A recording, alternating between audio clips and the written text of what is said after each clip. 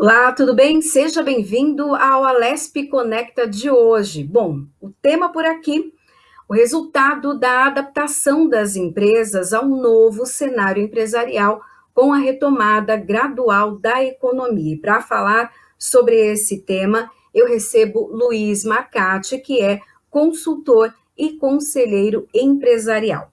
Bom, seja bem-vindo, então, à Rede Alesp. Olá, tudo bem? Muito obrigado pelo convite. Nós que agradecemos. Bom, para começar, conta um pouquinho para a gente, então, sobre esse cenário, né? Nós estamos aí já há vários meses nesse momento de pandemia e a economia mudou bastante. No primeiro momento, ali, aquele medo com o desemprego, depois uma certa tranquilidade, mas agora o desemprego parece que bate a porta novamente. Conta para a gente o que você percebe. Eu acho que não foi só a vida empresarial, na realidade a nossa vida como um todo, né? Passou por uma transformação sem planejamento nem programação, né? Nós fomos simplesmente engolidos por um tsunami que é a pandemia. E a partir daí as empresas tiveram que correr para rapidamente se adaptar a esse momento. A gente não sabe nem dizer ainda se é a nova realidade, mas é esse momento que nós estamos vivendo. Então, houve uma preocupação muito clara em cuidar das pessoas, não é? A preocupação com a saúde dos colaboradores, dos clientes, dos parceiros de negócio em si. Só que aí, com o processo de isolamento que nós fomos forçados inicialmente a passar, nos colocou diante realmente de uma parada da economia, ou seja, a grande parte da economia travou. A gente conseguia manter em linha de produção apenas aqueles insumos que são básicos, que foram os alimentos, os produtos de higiene e limpeza, e esses ganharam muito destaque por causa das exigências de higienização que passamos a ter, e remediamentos, né? Esse Uhum. comportamento também mudou muito na própria relação, tanto na relação de colaborador-empresa, como dentro das nossas casas. Quer dizer, nós tivemos que levar o trabalho para dentro de casa e nos adaptarmos a essa realidade com o espaço que cada um tinha. Tem gente que teve condições de ter um espaço mais adequado de trabalho, outros passaram a viver muitas dificuldades, porque junta uma casa menor, sem recursos necessários, com as crianças ainda tendo que se adaptar ao novo mundo escolar, não é, à distância. Então, eu acho que tudo isso acabou nos trazendo um processo assim, vamos parar, vamos esperar, não adianta fazer nenhum grande movimento agora, seja de produção, seja de consumo, o que for, tem que esperar para ver o que vai acontecer. E aí nós passamos por um momento muito crítico, que foi exatamente nos meses de abril e maio, aí a economia deu uma travada de vez, tá certo? Acho que as únicas coisas que se mantinham em crescimento era principalmente o varejo alimentício, né? Porque como todo mundo estava dentro de casa, o consumo dentro de casa aumentou muito, né?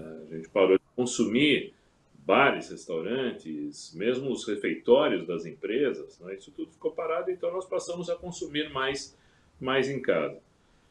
Gradualmente, a gente foi se adaptando, a gente foi entendendo os protocolos a que cada empresa e cada setor da economia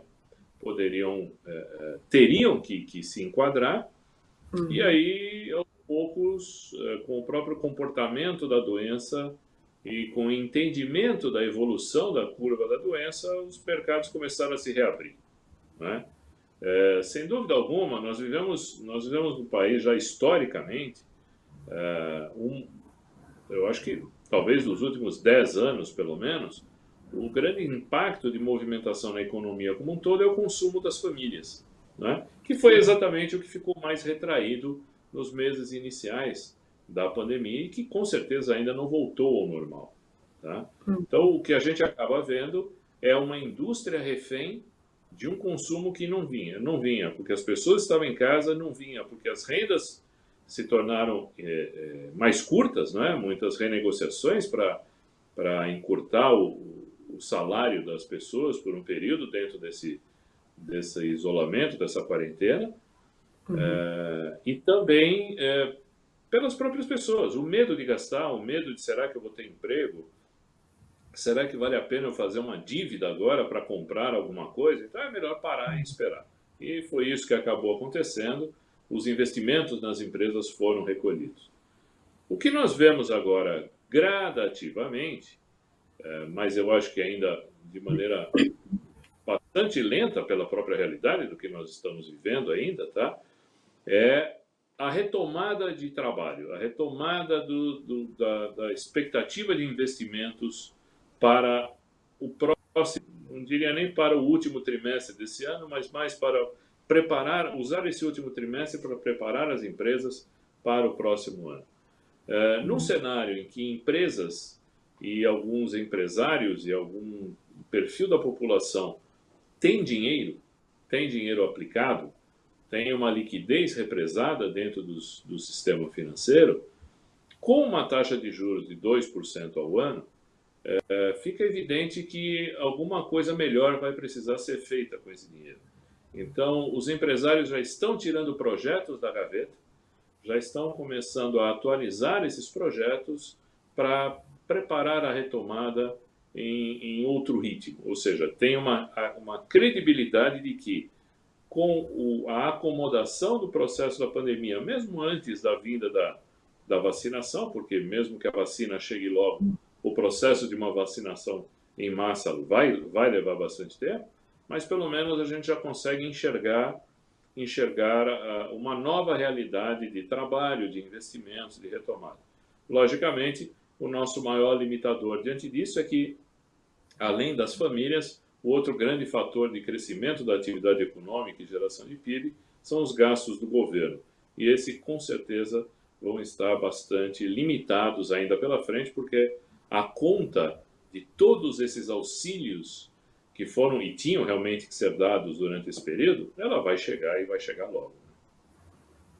No primeiro momento, as empresas precisaram se adaptar rapidamente, né? E muitas, a grande maioria, foi ali para o comércio online e acabou se mantendo, ou algumas empresas até crescendo nesse período. A gente então passa por um outro período, né? Uma retomada então gradual, uma abertura gradual do comércio. Como que essas empresas agora vão precisar se adaptar novamente? Vão ter que criar outras estratégias para ter, então, né, uma vida no mercado e continuar ali ou crescendo ou recuperar aquilo que perderam durante esse período? Uma, uma, uma premissa que existe na vida empresarial é que depois de um processo de uma crise, tá? Uma crise tão profunda como essa, talvez, nesse caso é até única, mas em todos os processos de crise, como nós tivemos ultimamente no período lá de 2008, depois 2015, 2016, não dá para a gente esperar que o mercado vai voltar. O mercado não volta mais ao que ele era. Durante a crise, novas ofertas, novas maneiras de funcionar acabam acontecendo, seja no comércio, na prestação de serviço, na tua relação com o cliente, na sua forma de produzir. Então, a atividade econômica voltando não significa que o mercado voltará a ser o que ele era antes. Esse mercado ele vai partir de uma nova realidade. Então, aquilo que foi desenvolvido no mundo digital, por exemplo, não é? Durante esses meses, e as empresas foram forçadas a isso, não vai se perder. Muito pelo contrário, o que a gente entende é que isso vai ganhar força. As empresas vão ter que ser criativas em como elas mantêm o relacionamento somado entre o pessoal, o presencial e o remoto. Não é? Então vai ser mais uma plataforma de relacionamento com clientes. E assim também na maneira de se produzir. Antigamente até o final do ano passado, não é? Era inimaginável pensar que uma empresa pudesse tão rapidamente funcionar sem os seus funcionários estando na sede da empresa. E nós vimos Sim. que mesmo num país como o nosso, com todas as carências que nós temos, em questão de dias e semanas, as empresas de todo tipo passaram a funcionar sem o funcionário estando na sede da empresa. Então, é possível, sim. Agora, o que nós temos que entender é como a gente aproveita esta nova realidade para continuar adiante de um jeito diferente. Não volta mais ao que era antes, tá? Disso eu não tenho a menor dúvida. Seja na relação empresa-colaborador, seja na relação comercial entre fornecedores, clientes, prestadores de serviço. As empresas vão ter... Qual vai ser a nova realidade? Nós vamos ter que descobrir. Mas, com certeza, não é voltando para trás, não. Eu acho que é avançando nas conquistas que foram feitas. Tá? Bom, o senhor lembrou bem, né, que nesse momento, então, de pandemia, a gente conseguiu, né, fazer, né, trabalhar mesmo à distância. Agora mesmo, né, eu estou aqui na minha casa, o senhor, eu acredito que na sua casa ou no escritório, mas nós estamos de uma forma remota e não um estúdio, né? E então, assim, muita coisa mudou. O que o senhor acha que vai permanecer? E como que as empresas vão aproveitar, então? O senhor falou de aproveitar as oportunidades. Quais são essas maneiras de aproveitar a oportunidade, então, nesse momento, para que fique como um legado? Eu acredito que uma das coisas que as empresas vão se aproveitar e que os próprios colaboradores também irão se aproveitar é de uma relação mais flexível de trabalho. Né? Apesar de nós termos uma legislação bastante rígida no que diz respeito a isso, mas por força da pandemia, nós aprendemos que é possível trabalhar com gente em loco e em casa. Então, isso pode facilitar muito a vida das pessoas como um todo e a própria produtividade do time, mesclando isso. Eu não acredito que todo mundo em casa o tempo todo, nem todo mundo na empresa o tempo todo, mas vai haver uma possibilidade de alternância nesse processo. Não é? Times em loco, times remotos. Se a gente pensa numa cidade como São Paulo, não é? Em que você facilmente gasta 2, 3 horas de trânsito por dia para se deslocar de casa até o trabalho e retornar, veja que são 2 a 3 horas em que você pode ser mais produtivo no teu trabalho e até otimizar você pessoalmente essas 2, 3 horas, seja para estudo, seja para relacionamento com a sua própria família, para lazer, o que for. Então, eu acho que algumas conquistas foram sentidas e percebidas, tanto no âmbito da empresa, quanto no âmbito dos profissionais. Então, eu acho que esses fatores mais importantes. E o outro também é a própria relação com clientes. Não é? Eu mesmo, no trabalho de consultoria, eu atendo... da nossa consultoria, nós trabalhamos com projetos no Brasil inteiro, e era muito comum até março, até a primeira quinzena de março, eu fazer 4, 5 voos por semana para visitar clientes e ter reuniões presenciais. De março para cá, eu passei a atender 3, 4 estados diferentes por dia. Né? Eu não voei mais de março para cá, não fui mais ao aeroporto, mas eu faço 3, 4 estados por dia. É o melhor caminho? Não, não é o melhor caminho. Eu acho que se por um lado a gente ganha em produtividade com as reuniões virtuais, por outro lado, no meu trabalho de consultoria, eu sinto que em alguns assuntos a gente perde profundidade. Porque parece que no vídeo tudo tem que ser mais rápido, tudo tem que ser mais simples. E alguns assuntos exigem mais profundidade, exige o olho no olho físico e não apenas o virtual, o entender a energia do ambiente, do que está se passando naquele ambiente, coisas que virtualmente ficam mais distantes, ficam mais frios, não é, de serem percebidos.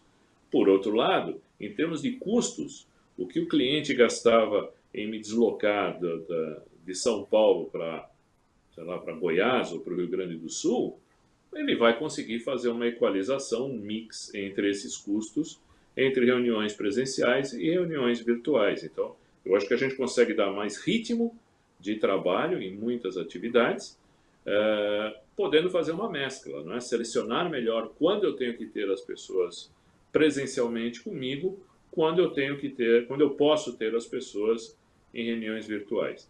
Um desafio que eu acho que é importante para a gestão de pessoas dentro das empresas é como manter o ambiente de time, como manter o sentimento de pertencimento a uma empresa.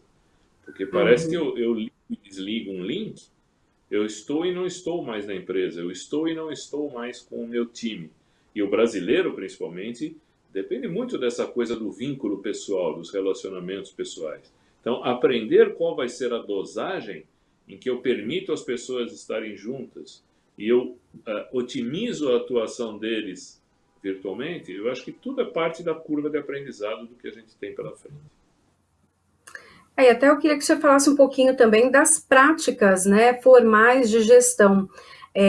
Até o senhor começou a fala, né, respondendo de que muitas empresas ainda tinham aquele preconceito em relação ao home office, achavam até que o empregado ele enrolava ao invés de trabalhar mesmo. E se provou o contrário, né, que a produtividade até aumentou em muitos setores, inclusive os lucros, né, muitas empresas acabaram lucrando até muito mais, crescendo 20% nesse período em que as pessoas estão trabalhando em casa, ou seja, há um comprometimento. O senhor já falou dessa questão do pertencimento ao time, né? Como então manter ali os funcionários engajados, focados, mesmo estando em casa, mesmo ainda tendo esses medos em relação à pandemia, se vão ser demitidos ou não, né? E como manter as práticas? As práticas antigas, elas ainda continuam? Eu acho que não. Primeiro que as práticas antigas elas vão acabar tendo que ser substituídas e agora de uma maneira mais rápida. Até o começo do ano, Priscila, a gente discutia dentro das empresas quando será que a minha empresa será impactada pelo mundo digital? Quanto tempo eu tenho para me preparar para essa nova realidade? A partir de março a realidade caiu na cabeça da gente. Então não deu tempo de preparar, de planejar, de nada disso. A gente simplesmente teve que falar, ou eu sobrevivo a esta nova realidade, ou eu vou ficar fora do mercado, eu vou fazer parte da história apenas. Então, o que eu acho é que aquela máxima que a gente ouviu muito de empresários falando que é o olho do dono é que engorda o gado, né? Agora, nem no campo isso é mais verdade, porque o gado tem coleiras com chip e é monitorado por computador, tá certo? Então eu não preciso olhar para o boi para saber se ele está engordando ou não, muito pelo contrário, eu consigo olhar para a boiada toda, né? Então, trazendo isso para uma realidade de outros negócios, o que eu sinto é que as empresas vão ter que realmente se transformar, onde elas vão ter que se transformar, é nos sistemas de gestão, de controle, parar de ter controles manuais, pessoais, individuais, vai ter que ter sistemas mais integrados, maior confiabilidade nas informações, já que eu não estou com todo mundo na minha frente, eu tenho que começar a ter maior credibilidade nos números, nos relatórios, nos indicadores e tomar decisões com base nisso, tá certo? Exatamente porque o jeito de funcionar teve que mudar, tá? Agora, e o desafio que fica aí, Priscila, é assim: você não transforma uma empresa de analógica para digital apenas pelos recursos digitais que você coloca na empresa. Para mudar a empresa nesse sentido, você tem que fazer uma transformação no modelo mental dessa empresa. A cultura organizacional tem que ser voltada, tem que passar a ser uma crença. Entendeu? Porque se eu não tenho isso como uma crença interna da minha empresa e não construo todos os processos, os procedimentos, os sistemas que vão me permitir atuar de uma maneira mais usando a tecnologia a nosso favor, realmente a gente não vai transformar a empresa. A gente vai conseguir dar uma remendada no jeito antigo de funcionar, mas isso não me faz ser uma empresa nova do mundo digital. Então, a transformação começa, de fato, na cabeça das pessoas, tá? Porque aí eu sei como usar melhor os instrumentos e as ferramentas para fazer com que esse processo de transformação se torne real e a minha empresa longeva nesse novo mundo. Aí é um grande desafio para os gestores, né? Você tem ali os seus funcionários sempre por perto, consegue fazer treinamentos, ver o comportamento de um, do outro, enfim. e à distância isso se perde, né? Os gestores também estão se preparando para essa nova fase, esse novo mercado, essa nova economia? Eu não consigo dizer se eles já estão se preparando, mas com certeza já tem muita gente preocupada com isso.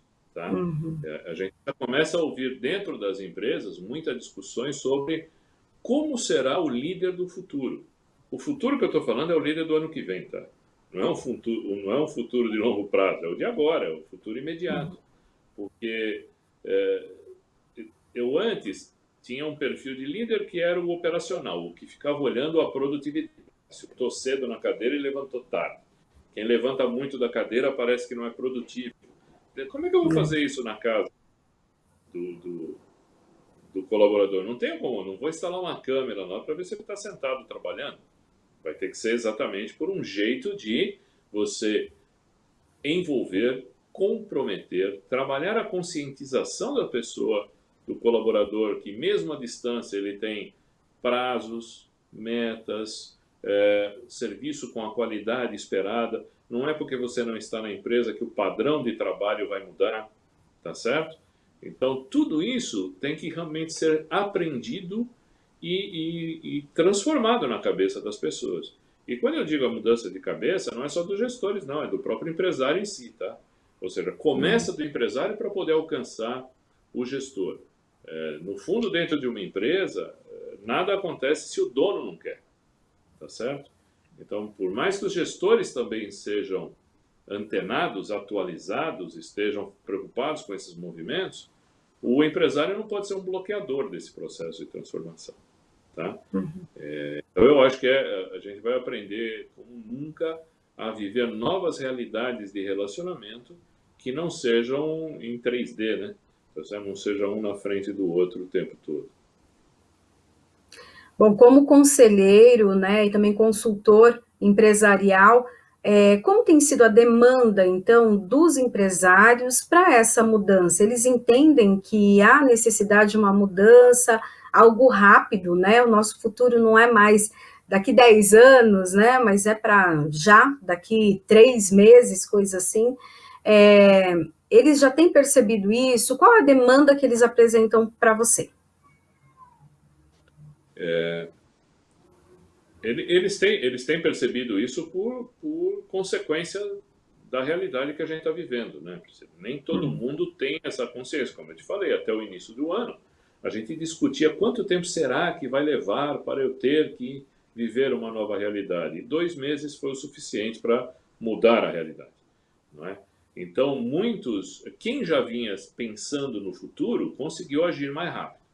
Quem vinha ainda questionando a coisa da transformação do futuro foi pego de surpresa, e aí ele age muito mais no intuito da sobrevivência, não é? Do que no sentido de transformação profunda. Quando você pega agora a reabertura dos mercados, a retomada da economia, no mínimo, os líderes de empresa eles têm um dilema a decidir. Acelero retomada das minhas vendas para recompor o que eu perdi durante a pandemia, ou avalio como será a minha empresa ou como terá que ser a minha empresa para um futuro de curto prazo e faço as transformações necessárias para isso. Você vê que isso é um dilema, porque onde eu vou colocar energia? Eu vou colocar energia retomando a venda de como eu fazia até março, ou eu vou realmente investir tempo e recursos para criar o meu novo jeito de funcionar? Não é uma resposta simples a ser dada. Vai depender muito da situação econômico-financeira da empresa. Se a empresa ainda tem uma reserva financeira, se ela está numa situação mais confortável nesse aspecto, ela pode falar assim: eu consigo calibrar meus esforços e colocar energia na transformação, né, em ocupar esse novo espaço que está surgindo. Aquelas que estavam vivendo até o começo do ano dificuldades financeiras, e não são poucas, essas vão tentar, de qualquer forma, sobreviver por mais um tempo. Então, você mesmo citou na abertura a questão parece que a gente voltou a ver uma perda de emprego, né? Ou seja, o desemprego voltando a aparecer. É isso mesmo, porque agora conforme vão acabando os períodos de